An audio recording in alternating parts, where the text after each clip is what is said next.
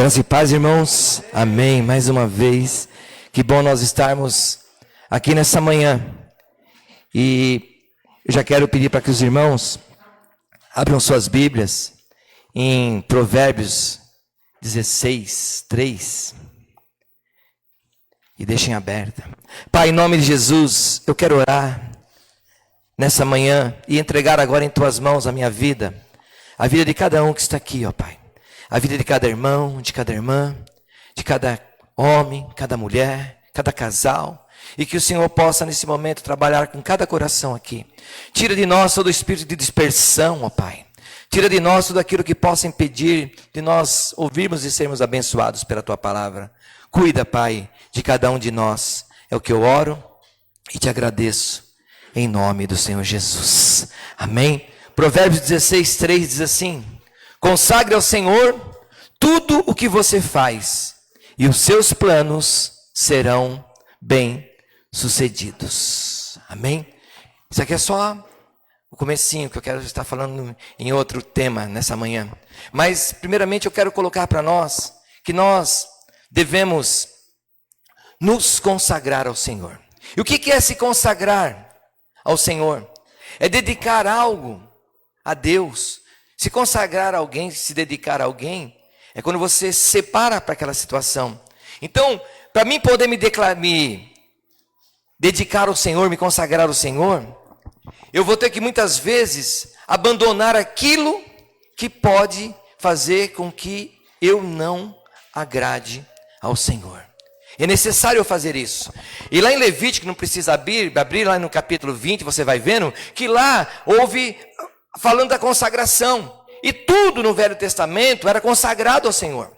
Os objetos ali no templo, os utensílios, eles eram consagrados ao Senhor para ser usado única e exclusivamente para o Senhor.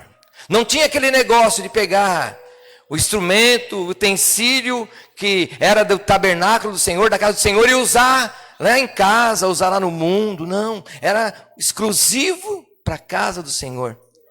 As ofertas e os dízimos eram consagrados ao Senhor. As pessoas consagravam ao Senhor. Olha, está consagrado ao Senhor o dízimo da minha colheita, as ofertas que eu tenho que dar para o Senhor. Então era consagrado ao Senhor.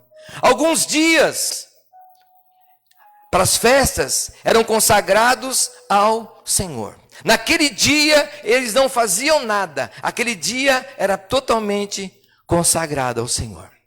Os trabalhos deles eram consagrados ao Senhor. Tanto o trabalho secular, quanto os trabalhos ministeriais, os sacerdotes. Então eles se consagravam ao Senhor. Por quê? Porque eles iam se dedicar àquela função ao Senhor. Muitas pessoas eram consagradas ao Senhor. Os reis eram consagrados. Quando ia ter um rei, o rei era chamado e o rei era consagrado ao Senhor. O sacerdote era consagrado ao Senhor. Os levitas eram consagrados ao Senhor. Então, irmãos, e todo crente, todo servo de Deus, nós somos chamados para sermos consagrados para o Senhor. Em 1 Coríntios 7,35, pedi já para o Adriano colocar aqui, não precisa abrir, fala assim: e digo isso para proveito vosso. Olha que Paulo está falando. Não para vos enlaçar, mas para o que é decente e conveniente, para vos unirdes ao Senhor, sem distração alguma. Então Paulo, quando ele fala da consagração, ele está falando aqui que é para o nosso proveito. Quando você se consagra ao Senhor, é para o seu proveito. Quando você se dá tempo ao Senhor, é para o seu proveito. Quando você consagra as suas coisas ao Senhor, seu trabalho ao Senhor, seus objetos ao Senhor, sua vida ao Senhor, o seu dízimo ao Senhor, a sua oferta ao Senhor, o seu ministério ao Senhor, o seu casamento ao Senhor, a sua casa ao Senhor, é para proveito próprio seu. Deus, ele não quer que nós façamos nada para proveito dele. Deus, o que Deus precisa, irmãos? Fala para mim. Deus precisa só de uma coisa: de pessoas que obedeçam. Só isso que ele precisa. Por isso que quando Deus ele fala para nós consagrarmos a nossa vida, é para o nosso proveito próprio. E um dia, graças a Deus, eu conheci a Jesus e pude consagrar a minha vida a Jesus. E quando eu consagrei a minha vida a Jesus, foi para o meu proveito próprio. Se um dia, lá atrás, em 1995, eu não tivesse me separado e consagrado a minha vida para Jesus, quem sabe eu não estaria aqui hoje. Ou quem sabe eu estaria em algum lugar, ou poderia estar, mas não da maneira que eu estou hoje. Quem sabe totalmente com a vida destruída, desregrada, mas um dia eu consagrei ao Senhor. E eu quero falar aqui em Juízes, capítulo de número 6. Pedir para os irmãos abrirem. Você vai voltando na sua Bíblia aí. Juízes é o 7º livro da sua Bíblia. E eu vou ler uma história aqui, uma parte, e depois você fica com a sua Bíblia aberta aí em Juízes, ou senão você acompanha aqui no telão, você que não tem essa prática de estar com a Bíblia, então você acompanha aqui no telão. E muitas vezes nós temos a prática, não condeno isso, de ter a Bíblia no celular. Só que essa prática de ter a Bíblia no celular muitas vezes nos impede de conhecermos o andamento todo da Bíblia, onde fica o Velho e o Novo Testamento. Mas que você possa acompanhar aí da maneira que você está. Então, Juízes capítulo 6, verso 1 ao 10 diz assim: de novo, os israelitas fizeram o que o Senhor reprova. E durante 7 anos, ele os entregou nas mãos dos midianitas. Os midianitas dominaram Israel. E por isso os israelitas fizeram para si esconderijo nas montanhas, nas cavernas e nas fortalezas. Sempre que os israelitas faziam suas plantações, os midianitas, os amalequitas e outros povos da região a leste deles as invadiam. Acampavam na terra e destruíam as plantações ao longo de todo o caminho, até Gaza, e não deixava nada vivo em Israel, nem ovelhas, nem gados, nem jumentos. Eles subiam trazendo seus animais e suas tendas, e vinham como enxames de gafanhotos, e era impossível contar os homens e os seus camelos. Invadiam a terra para devastá-la. Por causa de Midian, Israel empobreceu tanto que os israelitas clamaram por socorro ao Senhor. Quando os israelitas clamaram ao Senhor por causa de Midian, ele lhes enviou um profeta que disse: assim diz o Senhor, o Deus de Israel: tirei vocês do Egito, da terra da escravidão, e eu os livrei do poder do Egito, das mãos de todos os seus opressores. Expulsei e dei a vocês a terra deles. Também disse a vocês: eu sou o Senhor, o seu Deus. Não adorem outros deuses dos amorreus, em cuja terra vivem, mas vocês não me deram ouvidos. Fica com a sua Bíblia aberta aí.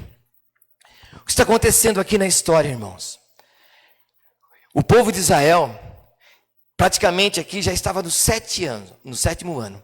7 anos sofrendo. Você imagina o que é 7 anos? Porque o que conta a história aqui?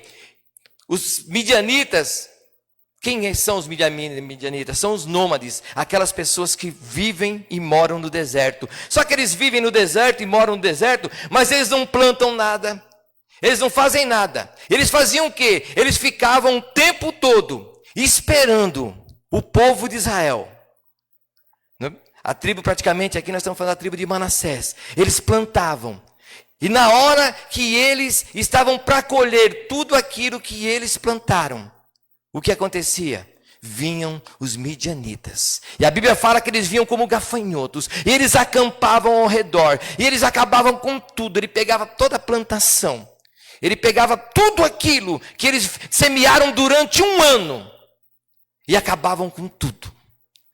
E o povo já não aguentava mais. E a palavra que fala que o povo começou a ir e se esconder nas cavernas, se esconder nas montanhas, pegavam tudo que é seu. E a Bíblia fala que aquele povo, por causa de Midian, dos midianitas, estavam cada vez mais pobres, praticamente arrasados. E ano e após ano, isso acontecendo na vida deles.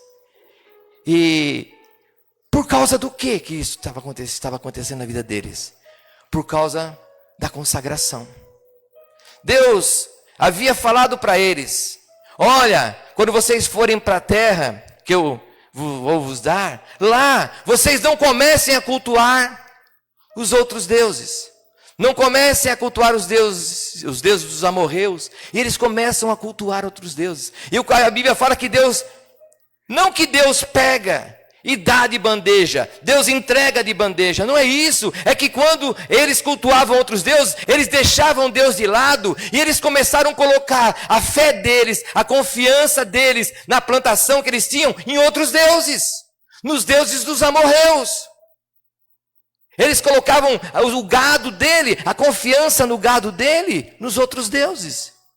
E Deus simplesmente falava: já que você confia nos outros deuses, então que ele livre vocês, que ele cuide de vocês. E a Bíblia fala que esse povo estava ali 1 ano, 2 anos, 3 anos, 4 anos, e todo ano plantava, e o diabo vinha, os inimigos vinham e roubavam tudo.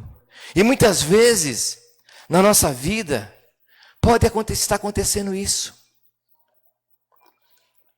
Você vai, você ora, você semeia, você trabalha.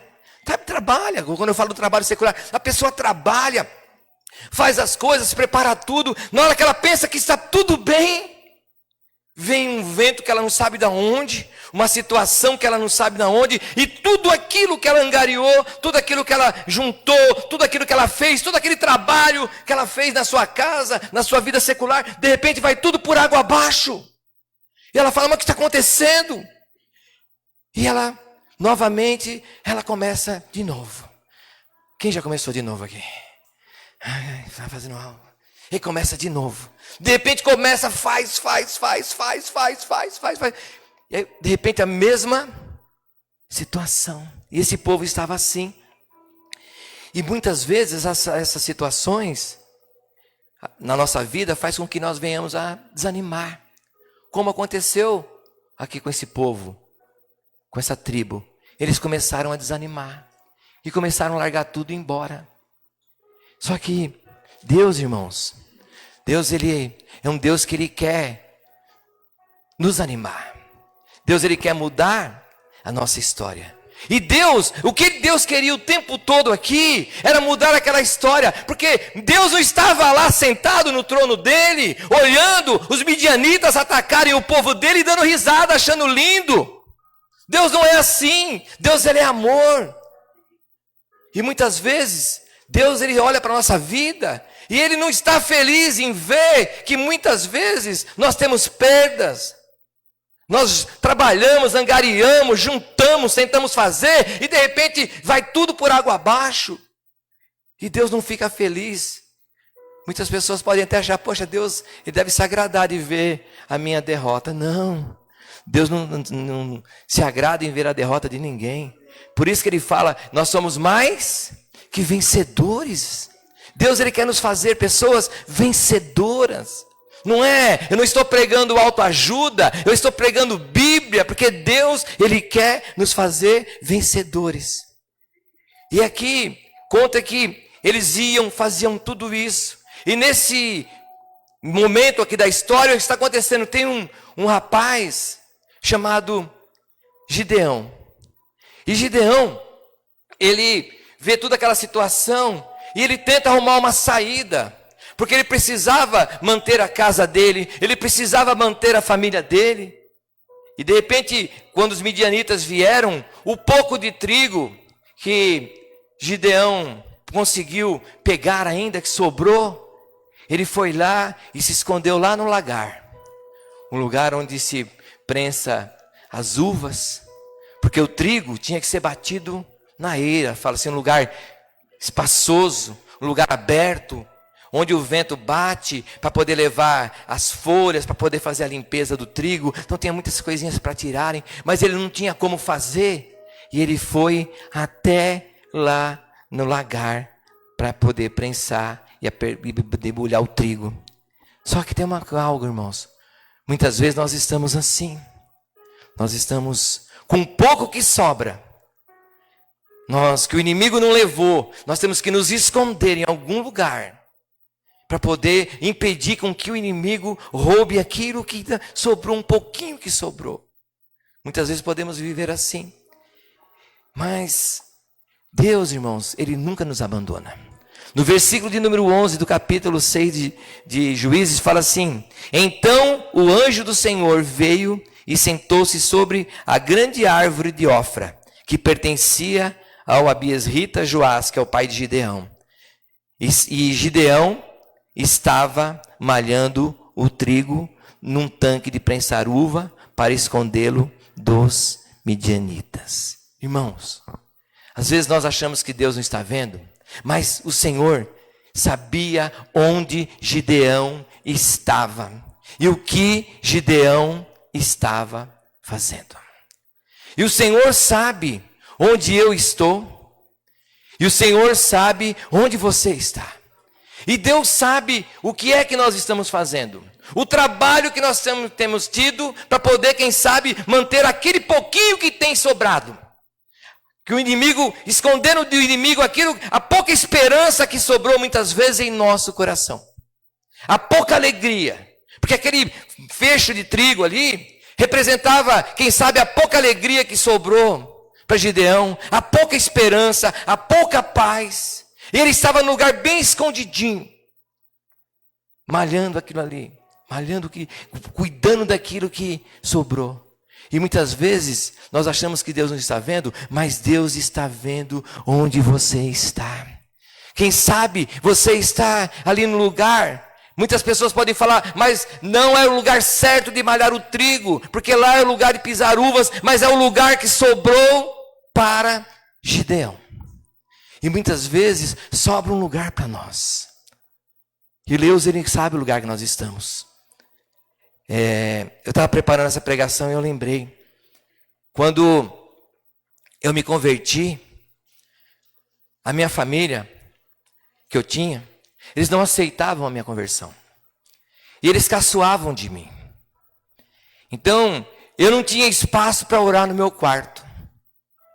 Eu não tinha espaço para orar na sala da minha casa.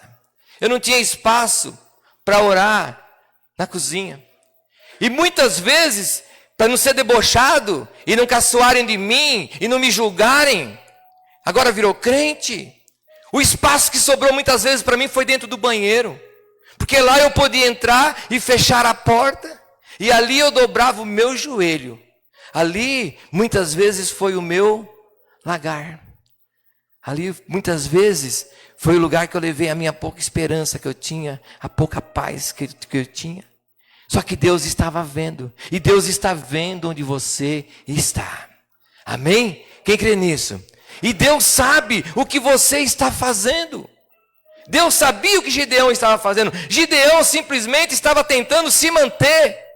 Gideão estava tentando manter a sua casa e manter a sua família. Muitas vezes nós estamos assim, lutando, nos escondendo no nosso lagar, tentando simplesmente nos mantermos. Manter a nossa força, manter a nossa casa, manter a nossa família. Mas só que Deus, irmãos, Ele queria muito mais de Gideão. Deus, Ele queria além daquilo. Deus, Ele não queria que Gideão simplesmente lutasse para poder se manter, para poder manter a casa dele. Deus queria usar Gideão para algo maior. E o inimigo muitas vezes ele faz isso conosco, ele vem, ele invade a nossa vida, ele invade a nossa casa, ele invade o nosso território para poder nos acuar, nos fazer fugir, nos fazer nos escondermos e buscarmos simplesmente o mínimo. Às vezes nós estamos buscando somente o mínimo. E Deus quer nos usar para muito mais. E no verso 12 ao 14 do capítulo 6, diz assim: então o anjo do Senhor apareceu a Gideão e lhe disse: o Senhor está com você, poderoso guerreiro. Que guerreiro poderoso, hein? Escondido, com medo, dentro de um lagar. E Deus olhou para ele e falou: poderoso guerreiro. E aí Gideão respondeu: ah, Senhor, se o Senhor está conosco, por que aconteceu tudo isso? Onde estão as suas maravilhas que os nossos pais contam, quando dizem, não foi o Senhor que tirou do Egito, mas agora o Senhor nos abandonou e nos entregou na mão dos midianitas. E o Senhor se voltou para ele e disse, com a força que você tem, vá libertar Israel das mãos de Midian. Não sou eu quem estou te enviando? Irmãos, Gideão estava escondido. Gideão estava com medo, malhando trigo no lagar. E Deus chama ele de poderoso guerreiro. Irmãos, Deus, ele enxergava o potencial que havia dentro de Gideão. Às vezes nós achamos que não tem nada dentro de nós, mas Deus sabe o que tem dentro de você. Deus sabe a garra que tem dentro de você. Deus sabe a força que tem dentro de você, o potencial que tem dentro de você. E aqui fala, então Gideão, fala assim, e Deus fala para Gideão, eu estou com você. E Gideão fala, mas se o Senhor está comigo, cadê as maravilhas que me contam? Que o Senhor abriu o mar vermelho, que o Senhor derramou maná no meio do deserto, que o Senhor tirou água da rocha, que o Senhor fazia a roupa não envelhecer no corpo, cadê? Muitas vezes nós podemos fazer assim, olhar para o Senhor e perguntar para Ele, se o Senhor é comigo, por que minha vida está assim? Se o Senhor é comigo, por que meu casamento está assim? Se o Senhor é comigo, por que eu caminho assim? Não é porque você caminha assim, não é porque está acontecendo algo na minha vida e na sua, que Deus não está conosco. Não é porque eu estou acuado nesse momento, não é porque eu estou no lagar, malhando trigo, que não há algo dentro de mim de poderoso. Deus vê o potencial que há dentro de você. Deus vê. Muitas vezes, irmãos, quando você vai escolher alguém para o ministério, isso já aconteceu comigo, não foi uma, não foi duas, não foi três, não foi quatro e nunca vai acabar. Aí você escolhe alguém, chega alguém e chama, pastor, posso falar com o senhor? Pode? O Senhor tem certeza que essa pessoa realmente tem esse chamado? Eu falei, tenho, porque o Senhor mostrou para mim. Eu não consigo ver no estereotipo da pessoa, mas o Senhor já mostrou para mim o potencial que tem dentro dessa pessoa. Porque Deus, Ele mostra. E Deus sabia, e Deus sabe o potencial que tem dentro de você. Amém? Deus sabe o potencial que tem dentro de você.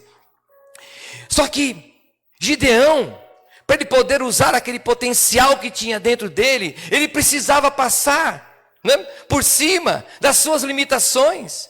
Porque muitas vezes acontece isso, nós somos pessoas que olhamos para as nossas limitações. E no versículo 15 fala assim, ah, Senhor, respondeu Gideão, como posso libertar Israel? Meu clã é o menos importante de Manassés, e eu sou o menor da minha família.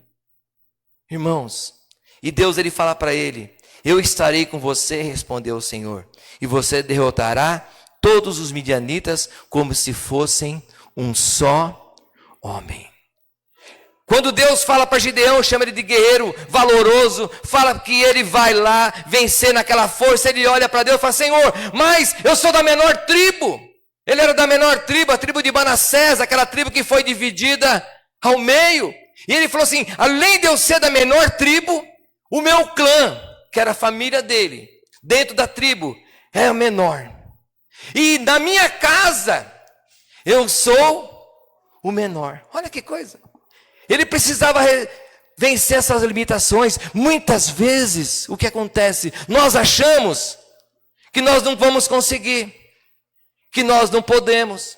E é muito bom nós acharmos isso, que nós não vamos conseguir, que nós não podemos, porque senão nós nos ensoberbecemos.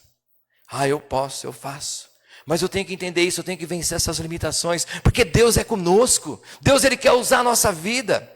E nós temos que passar e vencer essas limitações, e Deus queria usar a vida de Gideão, mas Gideão precisava vencer todas as suas limitações. Muitas vezes nós temos que passar por cima. Quantas vezes Você é chamado em algum lugar, você fala, mas para mim não dá. É muito peixe para minha rede. É muita areia para o meu caminhão. E Deus fala, pode deixar que eu faça o seu caminhão andar. Como a pastora falou, era muito peixe para a rede. 153 grandes peixes. Quem olhava, falou assim, quem sabe deparou ali, Pedro, gente, como vocês trouxeram todos esses peixes nessa rede? Fala, por quê? Porque a rede pode não aguentar, mas o Deus que eu sirvo é o Deus que dá força para a rede e ela não estoura. Muitas vezes nós olhamos para as nossas limitações e nós não podemos olhar para nossas limitações. E Gideão, ele teve que vencer aqui esse complexo dele de inferioridade. Eu sou o menor. Irmãos, complexo de inferioridade é terrível. Eu sei porque eu cresci desde quando eu tenho uma consciência com esse complexo de inferioridade. Eu sempre achei que todas as pessoas eram melhores do que eu. Sabe? Vocês podem achar brincadeira. Eu era menino, às vezes eu ia num lugar, estava ali com pessoas e uma vontade de ir no banheiro, que eu quase morrendo, e eu não ia no banheiro, porque eu achava que ninguém ia no banheiro, e que ia ser vergonhoso eu falar assim, olha, eu preciso ir no banheiro. Complexo, sabe do quê? De inferioridade. Achava que todo mundo era superior, se eu falasse que ia no banheiro, ia ser a pior coisa da minha vida. Sabe? Complexo de inferioridade. Hoje, as crianças hoje, os jovens hoje, eu queria que fosse no meu tempo, irmãos. Ando com a calça tudo rasgada, com a calça remendada. E eu era menino, eu nunca passei fome, mas muitas vezes minha mãe fez remendo na minha calça. E eu tinha que ir para a escola com aquela calça remendada. E aí eu me sentia inferior às outras pessoas. Eu me sentia inferior. Naquele tempo os meninos tinham Adidas. E o máximo que eu podia ter era um quichute, que era o que meu pai podia comprar. E eu olhava e eu me sentia com esse complexo de inferioridade. E Gideão estava assim, ele precisava vencer essa limitação. Graças a Deus eu consegui vencer esse complexo de inferioridade.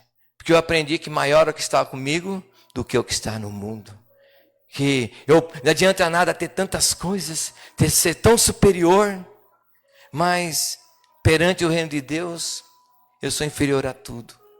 Então, Gideão teve que vencer esse complexo aqui de inferioridade. Deus, Ele quer usar a minha vida, Deus quer usar a tua vida, mas nós temos que aprender a vencer esse complexo de inferioridade.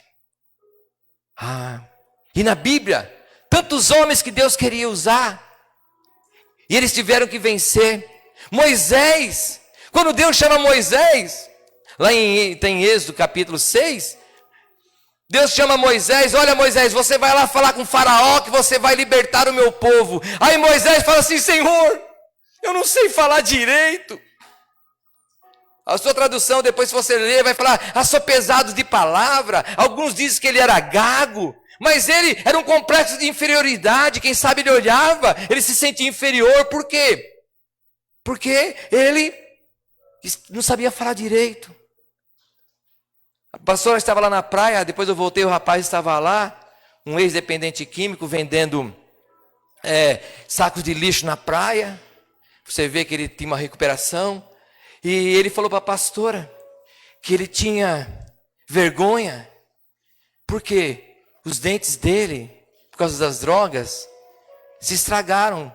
E quem sabe ele não tem condições de arrumar os dentes. E ele se sentia envergonhado de sorrir para as pessoas, por causa do complexo de inferioridade, por causa dos dentes. Então muitas vezes um complexo de inferioridade pode nos impedir de sermos usados por Deus. E Deus queria usar a vida de Gideão, e Deus falou assim, olha, precisa tirar esse complexo de inferioridade, esse negócio de ficar dizendo que você é o menor da sua casa, que você é o menor da sua família, que o seu clã é o menor. Não, eu sou com você. Eu sou com você, Deus está falando para Gideão. Deus falou para Moisés, pode deixar que eu dou um jeito, Moisés. Eu sou com você, eu vou mandar Arão com você e você vai fazer a obra que eu quero que você faça. Outro homem também era Jeremias. Quando Deus chama Jeremias, Jeremias fala assim, Senhor, eu sou muito jovem, não sei falar ainda. Às vezes nós achamos que somos muito jovens para fazer a obra do Senhor. Sabe? Deus quer usar, Deus quer abençoar, Deus quer transformar a vida. Mas eu sou muito jovem. Ou eu sou muito velho. Irmãos, Abraão foi pai com 100 anos. Sara foi mãe com 90.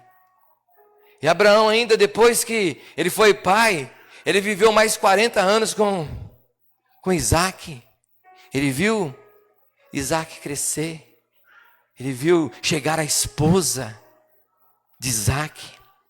Então, irmãos, Jeremias, ele falou, olha, eu não sei falar direito.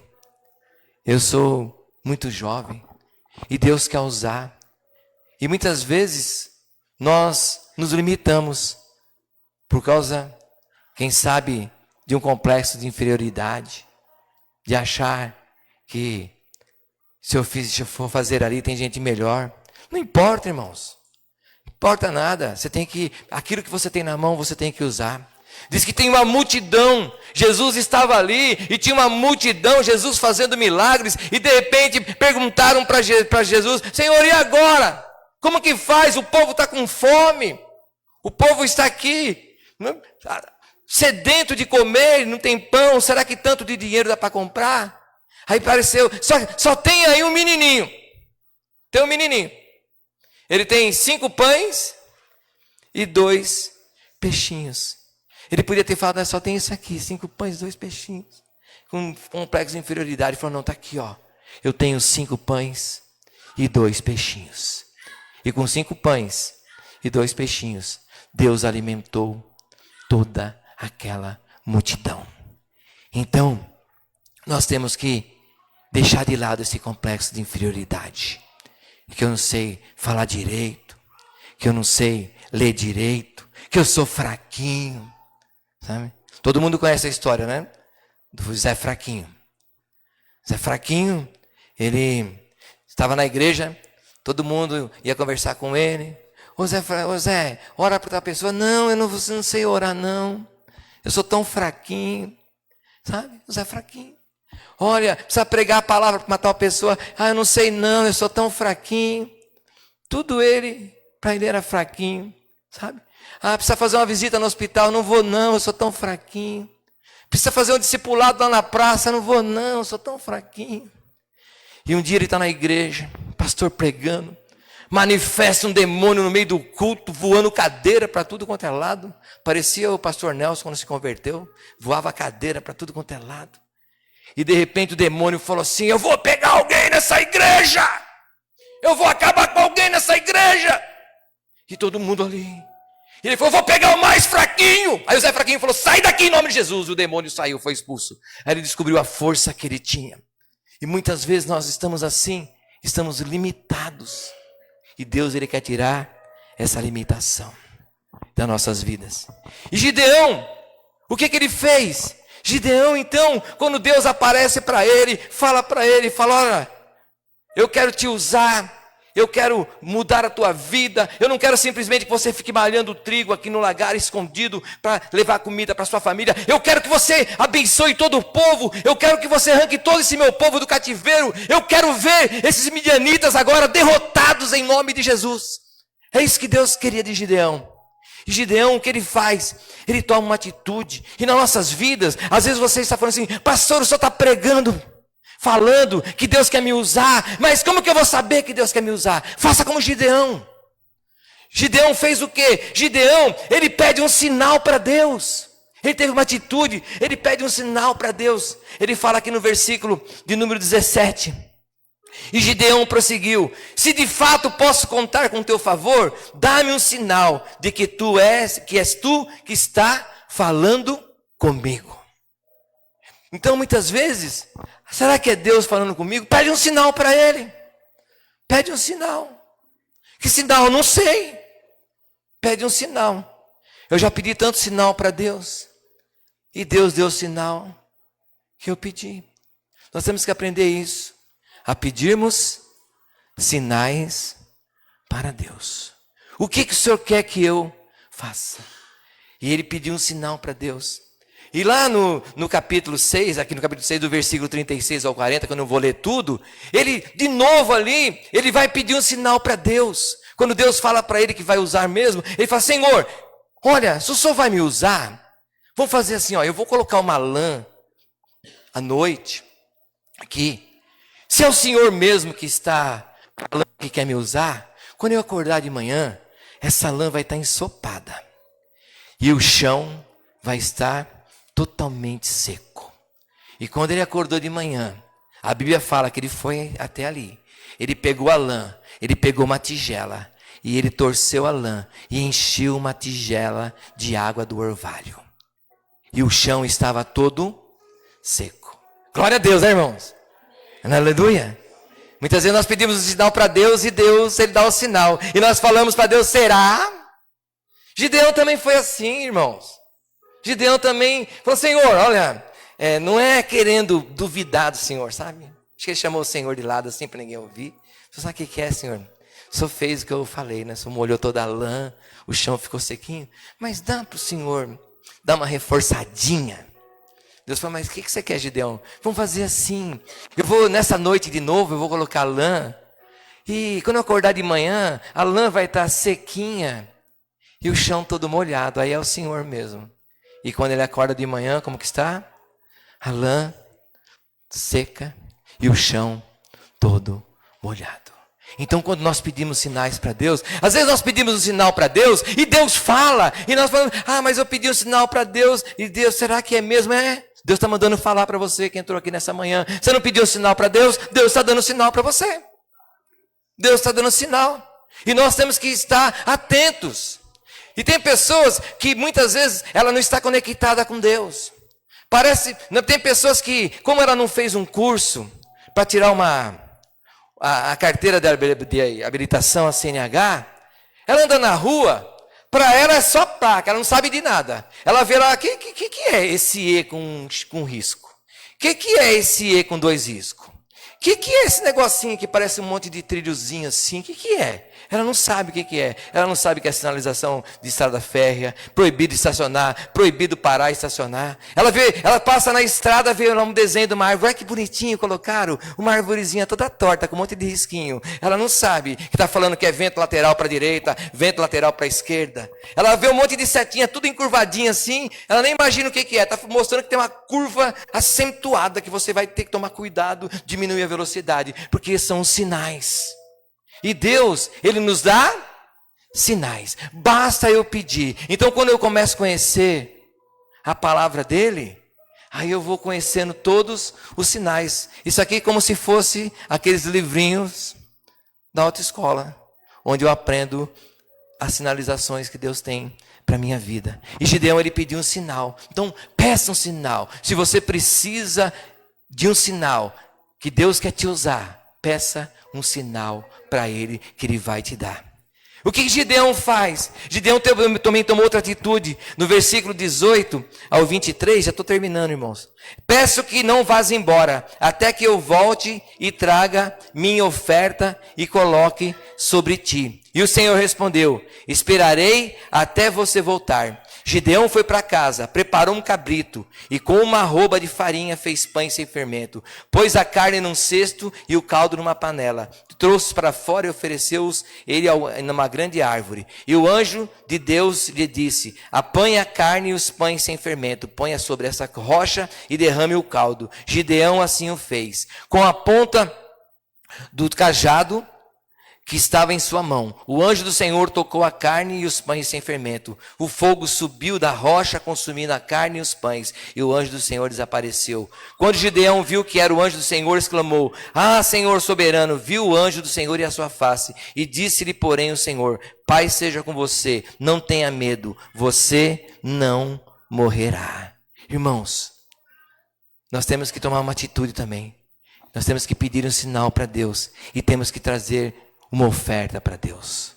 Quando Gideão viu que estava ali o anjo do Senhor, o que ele faz? Ele fala assim: preciso oferecer algo para Deus. E Deus, Ele quer que nós ofereçamos algo para Ele. Deus, Ele quer que nós ofereçamos o nosso tempo. Deus deu o sinal, Deus quer nos usar, mas nós precisamos oferecer algo para Deus, o nosso tempo, a nossa disponibilidade. Nós precisamos oferecer para Deus. Gideão ofereceu para Deus e Deus aceitou aquilo que Gideão ofereceu. Muitas vezes, Deus ele quer nos usar, mas nós não queremos oferecer o nosso tempo, a nossa vida. Ah, eu não tenho mais tempo. Irmãos, tempo a gente não tem. Tempo a gente faz. Então nós temos que entender isso. Gideão, ele faz uma oferta para o Senhor. Então nós temos que oferecer algo para o Senhor.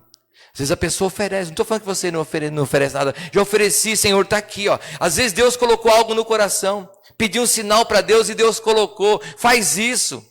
Haja assim, eu estou oferecendo. E Deus ele está abençoando. Quem tem oferecido algo para Deus aqui? Um tempo para Deus. E Deus não tem abençoado? Deus não tem honrado? E Deus vai continuar honrando. Então nós temos que fazer isso, ter essa atitude. Trazer uma oferta para Deus. Nunca devemos nos apresentar a Deus com as mãos vazias. Sempre temos que trazer algo para Deus. E Gideão, no versículo 24, Gideão fala assim, Gideão construiu ali um altar em honra ao Senhor. Ele deu esse nome, o Senhor é a paz. Até hoje o altar está em Ofra dos Abiesritas. Ele construiu um altar para o Senhor. Então, Deus ele quer nos usar, mas Deus ele quer que nós construamos para Ele um altar. O que é construir um altar para Deus? Construir um altar para Deus é nós separarmos um momento da nossa vida para Deus. Um tempo para Deus. As grandes e as menores, as religiões, todos eles têm. Muitas religiões têm um altarzinho que é feito, quem sabe, de madeira, feito de algum derivado. Tem aquele altarzinho. E ali a pessoa, ela consagra, né, aquele altar para aquele Deus, e ela vai ali. Eu sei porque eu vim de uma vida toda mística, minha família toda era do espiritismo, então na minha casa tinha um altarzinho lá que colocava café, tinha um altarzinho que colocava vinho para aquele outro, tinha outro altarzinho que colocava pinga, charuto, tinha tudo. E aí chegava lá naquele altar, batia a cabeça, fazia reverência. Tem outras pessoas que vão ali no altar, e naquele altar, ela separa ali um tempo para falar o mantra naquele altar. Não é isso? É um altar separado. E nós temos que fazer um altar para Deus. Eu tenho que construir um altar para Deus. Um tempo da minha vida, um momento da minha vida, que é somente eu e Deus. Onde é esse altar? Onde eu quiser. Pode ser no banheiro da sua casa. Se você não tem um lugar, que muito tempo meu altar era escondidinho ali. Depois eu achei um lugarzinho melhor, era dentro do meu carro. Aí eu ia lá, empurrava o banco da frente e ajoelhava ali e ficava dentro do carro. Ali era meu altar. E nós temos que ter um altar, um templo para o Senhor. Porque Deus ele quer mudar a nossa vida. Deus ele quer mudar a nossa história. Às vezes vem vindo 1 ano, 2, 3, 4, 5, 6. De repente você fala assim, isso aí nunca mais vai se repetir, vai acontecer na minha vida. Aí você vai olhar e fala, meu Deus, de novo. De novo acontecendo aquilo que eu achava que não ia acontecer. Então, porque o inimigo ele não quer que eu e você sejamos abençoados e usados pelo Senhor. E aí no versículo 25 ou 32, Deus dá uma ordem para Gideão. Ele fala, Gideão, agora sabe o que você vai fazer? Você vai lá e vai derrubar todos os altares do seu pai. Você vai lá na sua casa, vai quebrar tudo. Porque tudo que está acontecendo aí, essa prisão, os midianitas atacando, é porque estão adorando outros deuses. E você vai pegar um novilho, vai preparar um novilho, vai cortar os altares que é de madeira, e a própria madeira do altar você vai cozinhar, fazer um fogo e cozinhar e fazer um holocausto para mim. Gideão fez o quê? Gideão foi lá e quebrou todos os altares. E nós temos também, para Deus nos usar, como Ele quer nos usar, destruir todos os altares. O que são altares? Altar é tudo aquilo que me impede de buscar ao Senhor. E eu tenho que quebrar isso na minha vida. Eu tenho que quebrar. Porque Deus, Ele quer me usar. Eu tenho que quebrar os altares que me impedem de servir ao Senhor, de fazer aquilo que o Senhor quer que eu faça. E aqueles altares na casa de Gideão estavam impedindo com que ele fosse usado para o Senhor como Deus queria usá-lo. Precisaria quebrar todos aqueles altares. Aí, mas você pode falar, mas se eu começar a quebrar isso, aquilo, o que vão pensar de mim? Não importa o que vão pensar de você. Eu tenho que quebrar esses altares. O que é que me impede de servir a Deus? O que é que me impede de estar fazendo aquilo que Deus quer que eu faça? Eu tenho que quebrar esse altar. E Gideão quebrou esse altar. E aí no versículo 33, fala assim: nesse meio tempo, todos os midianitas, amalequitas e outros povos que vinham do leste, uniram os seus exércitos, atravessaram o Jordão e acamparam no vale de Jezreel. Então o Espírito do Senhor apoderou-se de Gideão, e ele, com um toque de trombeta, convocou todos os asbieritas para segui-lo. Então enviou mensageiros a todo Manassés, chamando as armas, e também a Asser, Zebulon e a Naphtali, que também subiram ao seu encontro. Irmãos, quando Gideão, ele pede um sinal para Deus, Deus dá o sinal para ele. Ele vem, traz uma oferta para Deus. Ele entrega a vida dele para Deus. Ele constrói um altar para o Senhor. Ele destrói tudo aquilo que impedia com que ele adorasse ao Senhor. Todo o altar de Baal. A Bíblia fala que o Espírito Santo de Deus veio e se apoderou de Gideão. Então, Deus, Ele quer nos usar. Deus, Ele quer transformar a nossa vida. Mas é necessário nós fazermos isso. O resto da história eu trago numa outra mensagem. Todos creio que conheçam. Gideão vai, e agora Deus vai vencer para ele toda a batalha. E os midianitas vão ser derrotados. E Gideão, ele vai se tornar agora o 14º, juiz ali de Israel. Porque naquele tempo não tinha rei. E quem governava eram juízes. E também teve juízes homens e teve juízas mulheres também naquele tempo. Porque Deus sempre usou. Às vezes você fala assim, mas eu sou mulher. Deus sempre usou. Deus quer usar você. Não simplesmente para coisas comuns. Deus quer usar. Deus usa para pregação, Deus usa para ministração, Deus usa, assim como Deus usou Débora, usou Gideão e usou tantos juízes, Deus quer usar a cada um de nós. Mas é necessário que nós façamos isso, é necessário que nós tomemos essas atitudes em nossas vidas. E às vezes é tão pequeno, é um altar tão pequeno que precisa ser quebrado. É algo tão minúsculo que precisa ser tirado, para que venha a vitória. E Deus, irmãos, Ele quer nos usar para abençoar a nossa casa, para abençoar a nossa família, os nossos amigos, nos usar no nosso trabalho, nos usar na escola, nos usar onde nós estivermos. E eu quero orar nessa manhã. E muitas vezes podemos estar como esse povo. Um ano, vem aquela situação, aí você pensa que vai melhorar, você pensa que vai mudar, e de repente vem algo e cai tudo por terra. Você começa de novo, e mais um ano de luta, um ano de batalha, agora vai dar certo, juntamos tudo, e agora vai dar tudo certo, e de repente vem algo, e Deus fala assim, olha, eu quero mudar essa história. E além de mudar a tua história, eu quero te usar para mudar a história de outras pessoas, de outras vidas, de outras casas, de outras famílias. E Deus, Ele quer fazer isso.